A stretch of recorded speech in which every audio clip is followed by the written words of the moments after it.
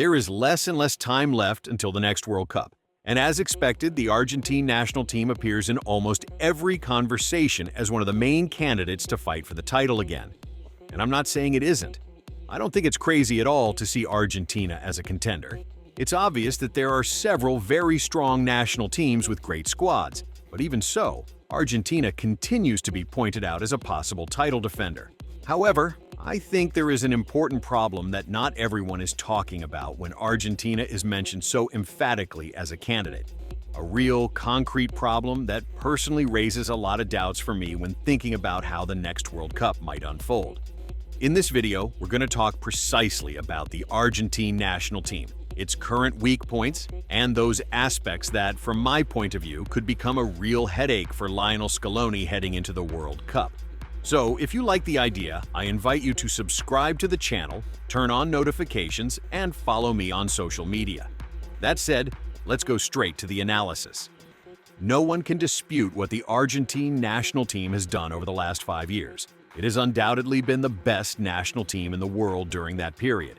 And I'm not saying this out of personal preference or emotional attachment. I'm saying it objectively, based on results and concrete achievements. It all started with the 2021 Copa America, beating none other than Brazil at the Maracanã, with that historic goal by Angel Di Maria.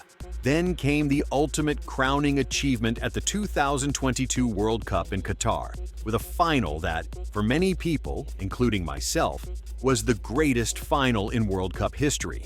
An unforgettable 3-3 draw against France, with an unstoppable Kylian Mbappé, and a penalty shootout that gave Argentina its third World Cup.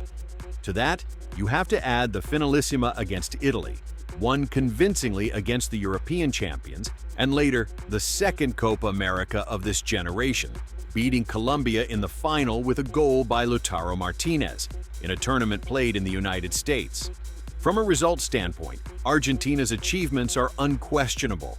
No other national team has won as much or maintained such a high level consecutively for so many years. That's why, whether you like Argentina or not, whether you believe Spain, France, or England have better players, or you prefer other styles of play, the truth is that Argentina, by its own weight, will always be a contender. And even more so given the track record this generation brings under the leadership of Lionel Scaloni. All of this helped consolidate a very stable group, a core of players that has been repeated by 60 or 70% in almost every competition. That continuity is, on the surface, one of the national team's great strengths. A team that knows each other, that plays almost on autopilot, that has very clear automatisms. Now, here comes the key point. What if that supposed strength ends up being the big problem? If you look back at the starting 11 from the Qatar World Cup, especially the final against France, and compare it with the team Scaloni will likely have in mind for the debut match of the 2026 World Cup, it's very possible that we'll see an almost identical lineup, with 1 or 2 changes at most. At first glance, this might seem like a huge advantage. They know each other, they work well, they don't need time to adapt. But when we analyze it player by player, the reality changes quite a bit. In many positions, Argentina is worse today than it was 4 years ago. In goal, there isn't much debate. Emiliano Dibu Martinez is still there. It's true that he arrived in Qatar at the peak of his powers, in absolute top form. 4 years later, he's still a high-level goalkeeper, competitive in the Premier League, and he has always delivered for the national team. Maybe he didn't make the jump to a Big Six club that many expected, but in this position there hasn't been a significant decline. The real problem starts to show up in defense. At left back, 4 years ago, Argentina had Nicolas Tagliafico at 28 years old playing for Lyon and Marcos Acuna at 30 at Sevilla.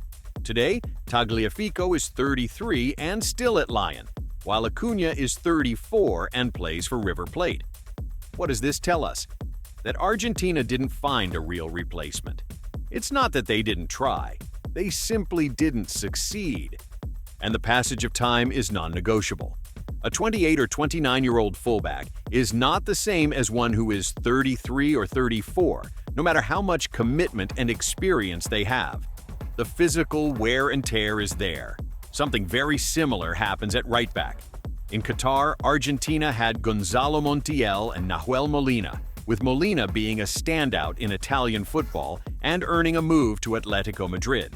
Today, Molina barely plays at Atletico, and Montiel failed to establish himself in Europe and returned to River, where he isn't an undisputed starter either. They are mainly kept in the team because Scaloni knows them, because they have performed for him before, and because, once again, there is no replacement. Alternatives were tried, even players adapted from center-back, but none of them truly convinced. At center-back, Christian Cuti Romero remains solid and, if anything, is even better than before. In that position, Argentina doesn't lose anything. It even gains experience. But the problem appears with the other center-back. In the Qatar final, Nicolas Otamendi played at 34 or 35 years old, and everything pointed to that being his last World Cup. It was thought that Lisandro Martinez would be his natural replacement. What happened? Lisandro's constant injuries and the lack of another center-back who could truly take over the position meant that Otamendi, 4 years later, is still a starter. Today we're talking about an Otamendi who could reach the World Cup at 38 or 39 years old. In midfield, there are positives and negatives. Enzo Fernandez and Alexis McAllister have clearly improved.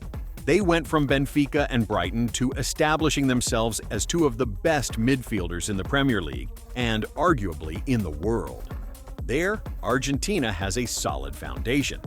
The problem is the third piece, Rodrigo de Paul. He was fundamental throughout the entire process, especially in Qatar.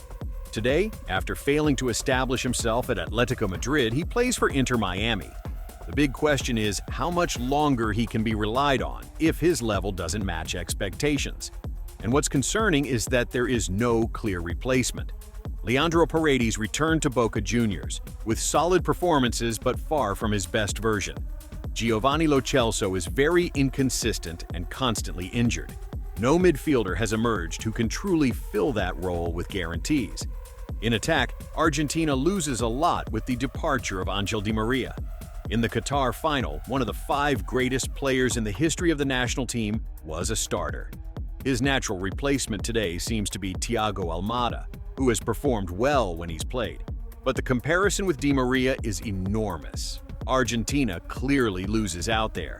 At center forward, Julian Alvarez and Lautaro Martinez are doing well.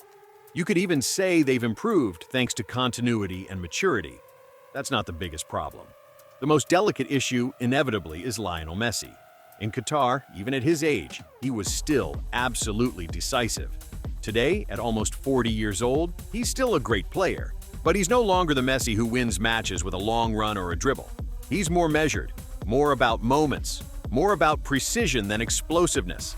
And Argentina is going to miss that. Finally, there's a structural issue. Over these 4 years, the national team hasn't managed to fully develop new talents. Many young players were given very limited opportunities. Nico Paz shines in Italy, but barely plays for the national team. Other names like Garnacho, Soulé, Barco, or Giuliano Simeone haven't managed to establish themselves. Scaloni has always trusted a very closed core of players, and that limited the rotation. Meanwhile, other national teams have grown. Spain is much better than 4 years ago. Portugal as well. France keeps producing elite talent, and Argentina gives the impression of having stagnated a bit. But now, I want to hear from you. Do you think Argentina is better, worse, or the same as 4 years ago? How far do you think they can go in the next World Cup? I'll read you in the comments. Subscribe to the channel, turn on notifications, follow me on social media, and I'll see you in the next video.